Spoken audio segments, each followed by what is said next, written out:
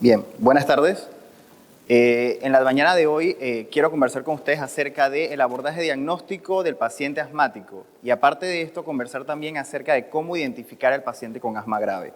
Agradezco pues por la invitación y agradezco además a todos ustedes por estar aquí en estas horas de la tarde. Esta es mi declaración de conflicto de intereses y esto es lo que quiero conversar con ustedes el día de hoy. Primero, definir el problema, cuál es la magnitud o epidemiología, cómo y por qué ocurre, son todos los pacientes con asma iguales, cómo hago el diagnóstico y entrar en el capítulo del asma severa o asma grave. ¿Cómo hago cuando tengo estos pacientes? El asma no es una enfermedad única. Decir que sería una enfermedad única sería tener claro que todos los pacientes asmáticos son iguales. El asma realmente es un síndrome clínico que se caracteriza por ser una enfermedad heterogénea en la cual hay una inflamación crónica de la vía respiratoria. Y se va a definir por la presencia de síntomas como sibilancias, dolor en el pecho, tos, falta de aire, y estos síntomas no se encuentran presentes siempre en el paciente. Son síntomas variables y se acompañan por una limitación del flujo de aire expirado. Esta limitación durante el tiempo, cuando no se da un tratamiento temprano, puede hacerse incluso de forma persistente. En el asma, ¿qué es lo que ocurre? Esta inflamación de la vía aérea va a producir una hiperrespuesta de la vía respiratoria a agentes externos y va a producir fisiopatológicamente broncoconstricción y de esa forma los síntomas característicos del asma. Epidemiológicamente, el asma afecta desde el 1 al 19% de la población mundial. Como mencionó la doctora Lorena, es de las enfermedades crónicas no transmisibles más comunes y es una causa muy importante de ausentismo laboral, idas al cuarto de urgencia, hospitalizaciones y costos para el sistema de salud. En el 2019 fallecieron 262 millones de personas por asma y causó 461.000 muertes. Perdón, lo primero fueron los casos. Después del 2019, una disminución en la mortalidad y casos de exacerbación, evidentemente porque la gran población estuvo aislada por el COVID-19, pero luego de esto, en el 2020 y 2023, ya vemos un nuevo repunte en las hospitalizaciones por asma. En Panamá, ¿tenemos algún estudio en Panamá? Bueno, este es un primer estudio en el cual se habla de la prevalencia de síntomas de enfermedades obstructivas en Panamá y se hizo en base a encuestas, se hicieron 1.514 encuestas y se vio un 15.8% de pacientes que tenían un diagnóstico previo de asma o EPOC. Específicamente para asma, la prevalencia y característica de pacientes arriba de 18 años está el estudio Brentford. Ahí se hicieron 1.532 encuestas en la cual se encontró una prevalencia de asma de 10.1%, lo cual forma parte de la estadística mundial, entre 1 y 19%. 68% de las asmáticas eran mujeres, 22% conocían el diagnóstico previo, 7.8% solamente se habían realizado una espirometría. ¿Cómo teníamos el diagnóstico entonces? 72% se encontraban en sobrepeso y 43% de los pacientes habían tenido exacerbaciones el año previo. Importante, paciente que tiene exacerbaciones es un paciente que no está controlado. Eso quiere decir que aproximadamente la mitad de nuestros pacientes asmáticos no están controlados. ¿Cómo o por qué ocurre el asma? Y esto es solamente para dejar un pantallazo de la fisiopatología de la enfermedad. Hay factores propios del huésped que se complementan con factores externos y factores genéticos que vienen ya del desarrollo de la persona, que cuando se expone a un agente desencadenante va a llevar entonces al desarrollo de la enfermedad. Entonces, ¿son todos los pacientes asmáticos iguales? La respuesta es no, no son todos iguales. Los pacientes con asma pueden tener diversos fenotipos. Fenotipo se refiere a las características propias del paciente que hacen que su enfermedad sea distinta a la de otro paciente. Entonces, está el fenotipo de asma grave, que es el paciente que tiene más exacerbaciones, pacientes que son dependientes de corticoides incluso orales, el asma y el obeso, el asma con enfermedad pulmonar obstructiva crónica, el asma con reflujo. Todos estos pacientes se comportan en cierta forma de manera diferente. El asma alérgica, el asma no alérgica. Pero probablemente los fenotipos más importantes son los que van específicamente a evaluar cuál es la molécula inflamatoria que está desarrollando la enfermedad. Y ahí vemos el asma eosinofílica, que es la llamada asma alérgica, en la cual es la que mejor responde a los corticoides inhalados, el paciente con asma que generalmente tiene antecedentes de atopia, el paciente que generalmente no tiene tantas exacerbaciones, contrario al paciente que tiene un asma neutrofílica. en la cual en la vía aérea lo que predomina es el neutrófilo. Es un asma más grave, más difícil de tratar, no responde igual al corticoide inhalado y generalmente produce más exacerbaciones. Y la pausigranulocítica es pues un intermedio entre el asma eosinofílica y el asma neutrofílica. Entonces, el diagnóstico del asma parte de los síntomas. Y dentro de los síntomas del asma sabemos que existe la falta de aire, la presencia de sibilancias, la tos, que puede ser y suele ser generalmente una tos seca, puede tener predominio nocturno, puede haber dolor en el pecho, pero estos síntomas no se suelen presentar siempre. Los síntomas del asma se presentan más en la madrugada, en la noche, por los cambios de temperatura. Son variables de duración e intensidad, suelen desencadenarse por algo. El paciente te dice, doctor, pues yo estaba totalmente bien, yo estaba totalmente sano y de la nada entonces he empezado con el broncoespasmo. Cuando tú indagas en ese paciente, alguien estaba resfriado en la casa y entonces se enfermó, alguien estaba limpiando en la casa y levantando polvo y el paciente se enfermó, se fue de viaje a Chiriquí, subió a Boquete y por la altura y el frío le dio asma. Entonces, siempre generalmente hay un factor desencadenante que va a producir los síntomas del paciente. Ojo, llega un momento en el cual el paciente con asma puede tener unos síntomas que sean persistentes, con una obstrucción fija del flujo de aire. Y ahí es cuando fisiopatológicamente se habla que el paciente con asma ha evolucionado a EPOC. ¿Bien? Eso puede ocurrir también. Importante, el antecedente. Dentro de los antecedentes, el más importante, la historia familiar o personal de atopia, generalmente en primer o segundo grado de consanguinidad, y recordar que atopia no es únicamente asma, la triada clásica de asma, rinitis alérgica y el eczema atópico. Entonces, no todo lo que silba es asma y no todas las asmas silban. Existe el diagnóstico diferencial del asma y es muy importante hacerlo con otras enfermedades, la principal obstructiva, la EPOC. La EPOC es una enfermedad de edad avanzada asociada al tabaquismo, no responde igualmente o no es su pilar básico del tratamiento de los corticoides inhalados, tiene otros factores de riesgo asociados. Y aparte de eso, otras enfermedades como la hiperventilación, las bronquiectasias, incluso la tuberculosis, cualquier otra enfermedad que pueda producir silbidos a nivel del sistema respiratorio. Entonces, se me aprieta el pecho, doctor. Mejoro cuando me pongo inhaladores. Acá rato tengo que ir al cuarto de urgencias, me ponen una mascarilla y un medicamento que no me acuerdo cuál es, pero siempre me ponen 125 miligramos. Doctor, y yo me agito y pues después de eso yo mejoro. Doctor, ¿ya tengo asma? La respuesta es no. Si usted toma al 100% de los pacientes que dicen ser asmáticos y nunca se han hecho una prueba de función pulmonar, solamente un 33% de estos pacientes van a ser asmáticos, porque pueden haber ocurrido diferentes eventos en su vida que hayan producido broncoespasmo. Por ejemplo, una bronquitis con hiperreactividad bronquial, una rinitis con hiperreactividad bronquial, puedes tener reflujo gastroesofágico u otras comorbilidades asociadas que puedan haber producido en ese paciente que transitoriamente haya tenido sibilancias y no necesariamente es un paciente asmático. Por ende, el pilar básico y fundamental del diagnóstico del asma son las pruebas de función pulmonar y dentro de ellas definitivamente la espirometría es la prueba pivote para hacer el diagnóstico de la misma. Este es un ejemplo de una espirometría en la cual lo primero que vamos a ver es esto que pongo en rojo, la relación FEB1-FBC, que normalmente debe estar arriba de 70%. Aquí la tenemos en 68%, ya ahí tenemos una obstrucción del flujo de aire. Vamos a ver el FEB1 que está en 84%, objetivamente está normal. Este paciente tiene una obstrucción leve del flujo de aire. ¿Ya tiene asma mi paciente? No, porque si aprendimos en las charlas de la mañana, este paciente puede tranquilamente tener EPOC, porque es una obstrucción del flujo de aire, es una enfermedad obstructiva. Entonces, ¿qué hay que hacer? Una prueba con broncodilatador. ¿Qué es la prueba con broncodilatador? Yo le voy a colocar al paciente unas dosis de salbutamol o bromuro de ipatropio y 20 a 30 minutos después le voy a volver a hacer la espirometría y quiero saber qué pasó. Lo ideal es que esa FEB1-FBC que estaba obstruido ahora esté en 72%, o sea que está arriba de 70%. Eso quiere decir que la obstrucción revierte. Primer criterio espirométrico del asma, reversibilidad de la obstrucción.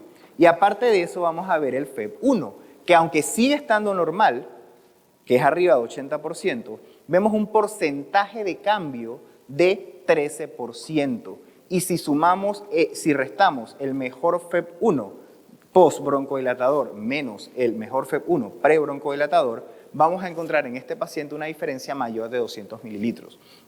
Eso indica variabilidad o hiperreactividad de la vía aérea. Entonces, el criterio diagnóstico del asma es obstrucción de la vía aérea que revierte con broncodilatador con hiperreactividad mayor de 12% y 200 mililitros. Eso es asma. Eso no es lo mismo que el EPOC. ¿Bien? Sin embargo, no es la única herramienta que podemos encontrar. ¿Por qué? Porque si mi paciente, por ejemplo, llegó al médico de atención primaria en el mes de diciembre, él lo refiere al neumólogo. En ese momento tenía síntomas, pero los síntomas son variables, recuerden. Él llega al neumólogo en el mes de febrero y yo le pido la espirometría y se la hace para el mes de marzo. Ya pasaron 3 meses desde que el paciente tuvo esa crisis. ¿Cómo sale la espirometría? Normal, probablemente, porque los síntomas son variables y la limitación del flujo de aire también. Entonces, ¿mi espirometría normal me descarta que mi paciente es asmático? No, ¿ok? Por ende, hay otras pruebas o herramientas en este algoritmo, que es de la Guía Española de Manejo del Asma, que podemos utilizar para el diagnóstico del asma. Por ejemplo, la fracción exhalada de óxido nítrico, la prueba con broncoconstricción, en la cual lo que no quiero es ver si hay mejoría del FEV1, sino ver si hay caída del mismo. Bien, aparte, la flujometría para medir variabilidad del pico flujo y otras pruebas como incluso dar un trial de corticoides orales y repetir la espirometría en 14 a 21 días. Todas estas herramientas las podemos utilizar en nuestro paciente para hacer el diagnóstico preciso. Entonces, punto claro, hay que hacerle al paciente solicitarle una evaluación especializada para que podamos tener el diagnóstico preciso. ¿Bien? ¿Qué otras pruebas podemos hacer? Las pruebas de alergia, evidentemente son importantes sobre todo para el paciente que tiene un fenotipo alérgico. Podemos tener las pruebas de prick test, que son las que se hacen en la piel, o las pruebas de IgE específicas en sangre. Esto generalmente lo hacen en el equipo de alergología. La IgE es importante biomarcador para el asma alérgica, generalmente la IgE total. El hemograma hoy en día tiene gran rol sobre todo para la medición de los eosinófilos en sangre periférica y una radiografía de tórax. La radiografía de tórax de un paciente asmático puede ser totalmente normal, pero hago el alto en este momento porque muchas veces encontramos informes que dicen en una radiografía de tórax, asma o EPOC también podemos encontrar. Lo único que nosotros podemos encontrar son datos sugestivos de atrapamiento de aire, ¿ok? Y generalmente en el asma se va a ver en formas mucho más severas. Por ejemplo, hiperlucencia de los campos pulmonares, es decir, que se vean más negros. Vamos a ver separación de los espacios intercostales, aplanamiento de los hemidiafragmas, mayor diámetro cefalocaudal del tórax, vamos a encontrar un corazón en forma de gota, pero esto lo único que me dice es que hay atrapamiento de aire. El diagnóstico de estas enfermedades obstructivas requiere una prueba de función pulmonar. Entonces, no se diagnostica por radiografía, pero sí te sirve para ver tu diagnóstico diferencial. El paciente venía con sibilancias, le pediste una placa y probablemente lo que encuentras es una obstrucción fija del flujo de aire por un tumor. Eso lo puedes encontrar en una radiografía de tórax, o bronquiectasias, datos de tuberculosis, etc. Y el tratamiento del asma, que solamente quiero tener un concepto claro aquí, tiene un tratamiento farmacológico y no farmacológico. Y dentro del farmacológico, el pilar básico y más importante es el corticoide inhalado, ¿bien? Sumado o no a otros broncodilatadores de acción larga, generalmente podemos tener agonistas beta 2 o anticolinérgicos y otro grupo de medicamentos que son medicamentos monoclonales que ayudan para pacientes con asma severa. Pero el pilar básico del tratamiento es el corticoide inhalado. Y aquí traigo este cuadro muy importante que siempre le digo a mis estudiantes que deben tener en su celular, aparte de tener la carpeta llena de fotos y un montón de locuras, debe haber una carpetita que diga cosas importantes de medicina, porque esto se puede olvidar, ¿ok? Pero siempre es importante saber dónde buscar para recordar las cosas. ¿Por qué? Porque si creemos que un puff de beclometasona es lo mismo que un puff de mometasona, estamos totalmente equivocados. Porque probablemente un puff de mometasona ya me le da al paciente una dosis baja al día. Pero un puff de beclometasona, la que tenemos en Panamá, que solamente tiene 50 microgramos, no le sirve ni al conejo que yo tengo en mi casa. ¿Ok? Y vemos regularmente Le receto el corticoide inhalado. ¿Cuánto está recibiendo? Un puff en la mañana y un puff en la noche. Entonces es muy importante recordar la equivalencia de los corticoides y que tienen una dosis baja, dosis media y dosis alta. Bien, entonces, dejo esto aquí porque ahora la doctora Noriegas nos va a conversar un poquito más acerca del tratamiento. Entonces, mi paciente inicia un tratamiento y mi paciente puede o no tener un control y ahí puede ir escalando en las fases del tratamiento para el asma. Entonces, ¿qué es asma grave o qué es asma severa? Este es el paciente que generalmente tiene corticoide inhalado a dosis altas, pero ¿cómo yo voy a saber que está en dosis altas? Por este cuadro de aquí. Si no me tengo este cuadro claro, no sé en qué dosis está mi paciente. Mi paciente está en dosis alta y aparte de esto tiene un segundo controlador, que es generalmente es el agonista beta-2 de acción larga, puede ser un anticolinérgico. Este paciente no mejora con ese tratamiento. En ese momento tenemos un paciente que por criterio y clasificación sería un asma grave, ¿ok? Y si a pesar de esto no se controla, sigue teniendo exacerbaciones, ahí sí es dosis alta, más otro controlador, sigue con crisis, eso es un asma grave no controlada. Estas son definiciones de la guía GINA, que es la guía americana del asma, y la guía GEMA, que es la que mencioné, que es la guía española. Y este cuadro son comparaciones de los algoritmos terapéuticos, solamente para que tengamos claro que en la guía GEMA el asma severa es el paciente que está en el paso 5 y paso 6.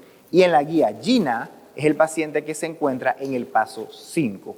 Todas estas guías son free, en línea, las pueden descargar y son muy interesantes, tienen actualizaciones todos los años. Entonces, la Asociación Latinoamericana del Tórax da una definición muy similar. Sigues con el ICS en dosis alta, más un segundo controlador y no mejoras. Pero aparte de eso, se utilizan otros criterios como que el paciente tenga un asma control test, que es un cuestionario que se le hace al paciente menor de 20, tenga más de 2 exacerbaciones graves o que haya recibido más de 2 ciclos de glucocorticoides orales en el año previo, ¿ok? A veces vemos pacientes que andan toma corticoide, toma corticoide, toma corticoide, y el corticoide oral no es parte del tratamiento de mantenimiento del asma usual. Bien, aparte de esto, hospitalizaciones por asma grave y limitación crónica del flujo de aire. La pregunta sería, si yo tengo un paciente que tiene asma y no se controla, pero ese paciente no se controla porque no hay medicamentos, no se controla porque no usa bien el inhalador, no se controla porque tiene una sinusitis que no se la quita a nadie y no se controla a pesar del paso, puede estar en el paso 14. ¿Ese paciente tiene asma severa? No, ese paciente tiene algo que se llama asma de difícil control, ¿ok? El asma de difícil control es una entidad en la cual por el mal manejo de las comorbilidades, del uso de inhaladores, técnicas, dosis, etc., el paciente no mejora. El asma severa o el asma grave es el paciente en el cual todos sus tratamientos están en orden, las comorbilidades están controladas y a pesar de eso el paciente no logra mejorar. Entonces, ¿qué hacemos con ese paciente? Llegó al paciente al consultorio y pues no está mejorando. Lo primero que tengo que preguntarme es si realmente asma es el problema. ¿Se habrá hecho ese paciente alguna espirometría? Y nos llegan muchos pacientes usando hasta 3 inhaladores a la vez, 4 o 5 inhaladores, y el paciente nunca se ha hecho una espirometría. Entonces, ¿será asma lo que tiene realmente el paciente?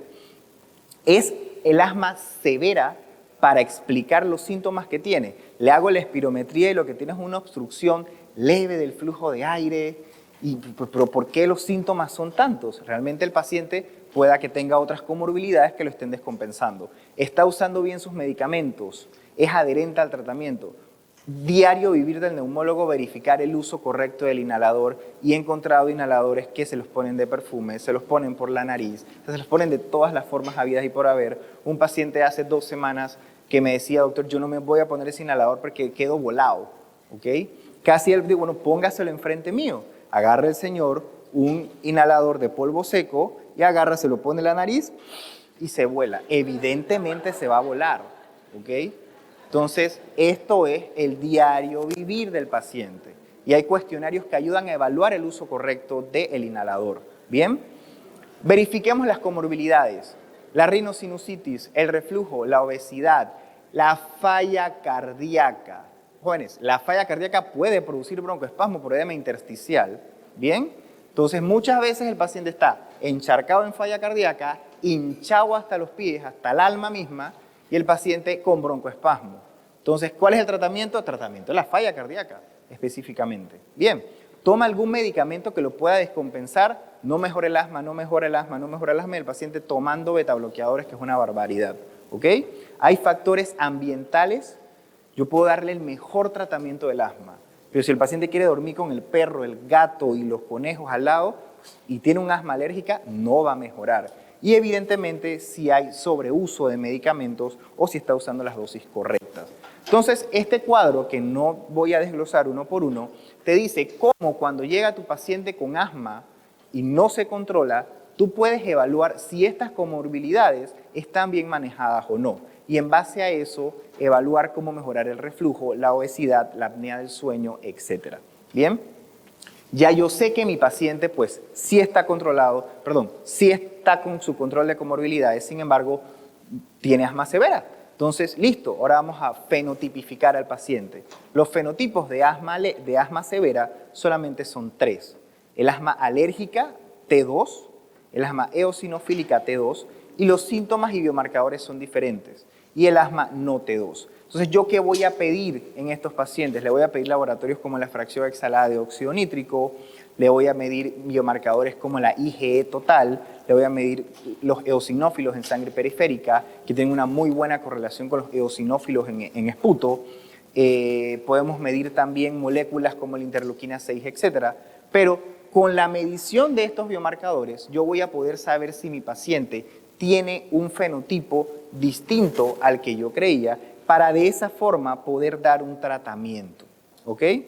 Y por ejemplo, solamente para mencionar, si yo tengo un paciente que tiene asma severa, no mejora con nada, le pido, por ejemplo, los eosinófilos en sangre periférica, y los eosinófilos están arriba de 150, la IgE total está baja, es decir, que es un paciente que no tiene ese fenotipo que va a ir para un grupo de medicamentos, entonces él va a ser candidato a X tipo de terapia monoclonal con anticuerpos que bloquean zonas específicas de la cascada inflamatoria del asma para que entonces mejore su tratamiento. Bien, entonces, conclusiones finales. 1, el asma es un síndrome clínico de manifestaciones clínicas muy variables y no todos los pacientes son iguales. El diagnóstico requiere la realización de pruebas de función pulmonar. La espirometría es el principal método de evaluación, pero su normalidad no excluye el diagnóstico. Por ende, es muy importante referir al paciente al especialista para que se le haga el diagnóstico correcto.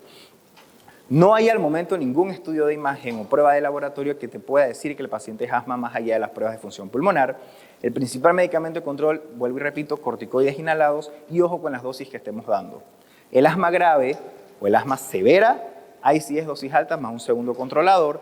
El primer paso en el asma grave, ¿cuál es? Confirme el diagnóstico y evalúe si su paciente lo que tiene es asma grave, severa, o si simplemente es un asma que está de difícil tratamiento, porque el paciente usa mal sus inhaladores. Como en toda enfermedad, controlemos las comorbilidades. Importante fenotipificar al paciente para darle el tratamiento adecuado y enviar tempranamente los pacientes a la consulta especializada para evitar mayores efectos adversos. Llegan pacientes a veces que llevan años usando un glucocorticoide oral y ya tiene efectos adversos como osteoporosis, síndrome de Cushing, hipertensión, diabetes, etc. y los efectos perjudiciales de los mismos. Así que con esto termino mi presentación. Muchísimas gracias por su atención y espero que les haya gustado.